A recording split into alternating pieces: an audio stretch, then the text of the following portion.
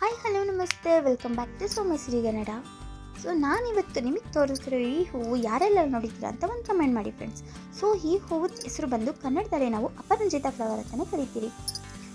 ಇದು ನಮ್ಮ ಬಾಡಿಗೆ ಹೇಗೆಲ್ಲ ಯೂಸ್ ಆಗುತ್ತೆ ಮತ್ತು ಇದರಲ್ಲಿ ಏನೇನು ಯೂಸಸ್ ಇದೆ ಅನ್ನೋದು ನಾನು ನನಗೆ ಈ ವಿಡಿಯೋದಲ್ಲಿ ಹೇಳ್ತಾ ಹೋಗ್ತೀನಿ ಫ್ರೆಂಡ್ಸ್.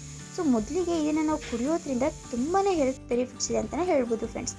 ಇದನ್ನು ನಾನು ಸಹ ಇಲ್ಲಾಂದರೂ ವೀಕ್ಲಿ 2 ಟೈಮ್ಸ್ ಆದರೂ ನಾನು ತೊಗೊಳ್ತೀನಿ ಫ್ರೆಂಡ್ಸ್. ಇದು ತುಂಬಾ ಹೆಲ್ತು. ಈ ಫ್ಲವರ್ನ ಗಿಡ ನೀವು ಎಲ್ಲಾದರೂ ನೋಡಿದ್ರೆ ತಂದು ದಯವಿಟ್ಟು ಮನೆಯಲ್ಲಿ ನೀವು ಇದನ್ನು ಬೆಳೆಸಿ ಫ್ರೆಂಡ್ಸ್. ತುಂಬಾ ಈಸಿ.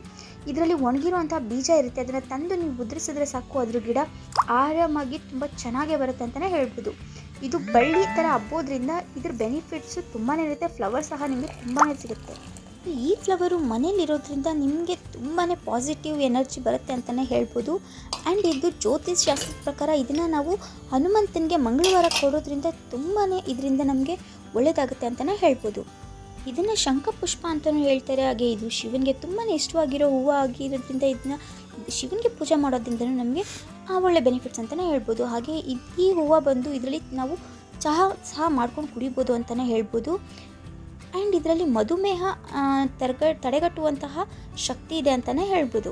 ಮತ್ತು ಈ ನೀಲಿ ಪುಷ್ಪದಲ್ಲಿ ನಿಮಗೆ ಮೈಗ್ರೇನ್ ಮುಕ್ತಿ ಆಗುವಂತಹ ಚಾನ್ಸಸ್ ಸಹ ಇದೆ. ಮತ್ತು ಇದರಲ್ಲಿ ಚರ್ಮ ರೋಗದ ಮಾಯ ಆಗುವಂಥದ್ದು ಅಥವಾ ದದ್ದು ಅಂತ ಬರುತ್ತೆ ಅಂತ ನಿಮಗೆ ಗೊತ್ತಿರುತ್ತೆ. ಈ ಥರದ್ದೆಲ್ಲ ಯೂಸಸ್ಗೆ ಇದು ತುಂಬಾ ಹೆಲ್ಪ್ಫುಲ್ ಅಂತಲೇ ಹೇಳ್ಬೋದು ಫ್ರೆಂಡ್ಸ್. ಈ ಹೂವನ್ನು ವಿಶೇಷವಾಗಿ ಪೂಜೆಯಲ್ಲೂ ಸಹ ಬಳಸ್ತಾರೆ. ಹಾಗೆ ಇದನ್ನು ನಾವು ಹೆಲ್ತಲ್ಲೂ ಸಹ ತುಂಬಾ ಯೂಸ್ ಮಾಡ್ಕೋಬೋದು. ಆಯುರ್ವೇದದಲ್ಲಿ ಈ ಗಿಡಕ್ಕೆ ತುಂಬಾ ಪ್ರಾಮುಖ್ಯತೆ ಇದೆ ಅಂತಲೇ ಹೇಳ್ಬೋದು. ಈ ಶಂಖ ಪುಷ್ಪದ ಬೇರನ್ನ ನಾವು ತಗೊಂಡು ಚೆನ್ನಾಗಿ ವಾಶ್ ಮಾಡಿ 5ರಿಂದ 6 ಹನಿಗಳು ಇದನ್ನ ಮೂಗಿಗೆ ಹಾಕೋದ್ರಿಂದ ಮೈಗ್ರೇನ್ ಮುಕ್ತಿ ಆಗೋ ಚಾನ್ಸಸ್ ತುಂಬಾ ಇದೆ ಅಂತಲೇ ಇದು ಡಾಕ್ಟರ್ ಸಹ ಹೇಳ್ತಾರೆ. ಚರ್ಮ ರೋಗ ಆಗಿರುವಂಥ ದದ್ದುಗಳು ಅಂತ ಹೇಳ್ತಾರಲ್ವ, ಈ ಸಮಸ್ಯೆಗೆ ಈ ಎಲೆಗಳನ್ನ ಕಲ್ಲುಪ್ಪು ಜೊತೆ ಸಾಸಿವೆ ಎಣ್ಣೆ ಜೊತೆ ರುಬ್ಕೊಂಡು ಹಚ್ಚೋದ್ರಿಂದ ತುಂಬ ಕ್ರಮೇಣ ಅದು ಕಮ್ಮಿ ಆಗುತ್ತೆ ಅಂತಲೇ ಹೇಳ್ಬೋದು.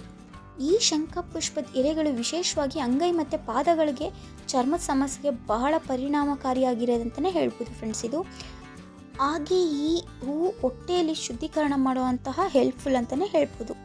ಇದು ಆಯುರ್ವೇದ ಆಗಿರೋದ್ರಿಂದ ಇದ್ರ ಯೂಸಸ್ ತುಂಬಾ ಹೇಳ್ತಾ ಇದ್ರೆ ತುಂಬಾ ಇರುತ್ತೆ ಫ್ರೆಂಡ್ಸ್. ಇದನ್ನು ನಾವು ಯೂಸ್ ಮಾಡೋದನ್ನು ಕಣ್ಣು ಮುಚ್ಕೊಂಡು ಯೂಸ್ ಮಾಡಬೇಕು. ಇದ್ರದ್ದು ಯೂಸಸ್ ಏನಿದ್ರು ನಮಗೆ ಒಳಗಡೆ ಗೊತ್ತಾಗುತ್ತೆ. ಯಾರಿಗೆಲ್ಲ ಈ ಗಿಡ ಕಾಣಿಸುತ್ತೋ ಸಾಧ್ಯ ಆದಷ್ಟು ಅಟ್ಲೀಸ್ಟ್ ಕಿತ್ಕೊಂಡು ಬಂದು ಮನೇಲಾದರೂ ಹಾಕಿ, ತುಂಬ ಚೆನ್ನಾಗಿ ಇದು ಬೆಳೆಯುತ್ತೆ.